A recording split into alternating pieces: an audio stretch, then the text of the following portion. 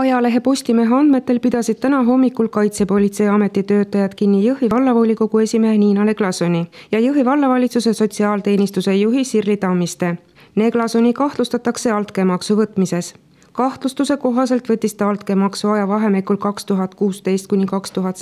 Jõhvi vallavolikogu poolt äriühingu suhtes tehtavate otsuste tegemise ja nende sisulise suunamise eest. Esialgsete kahtlustuste kohaselt ületab altkäemaks 40 000 eurot. Tammistet kahtlustatakse korruptsioonivastases seaduses sätestatud toimingupiirangute rikkumises. Teda kahtlustatakse otsuste tegemises või nende otsuste suunamises, mis puudutasid tema lähedaste isikutega seotud äriühingut. Samuti esitatakse kahtlustus äriühingu juhatuse liikmele suures ulatuses altkäemaksu andmises. Kriminaalasja kohtueelset menetlust viib läbi Kaitsepolitseiamet ning juhib Viru ringkonnaprokuratuur. Detailsemad menetlusandmeid ei ole käesoleval hetkel võimalik uurimise huvides avalikustada.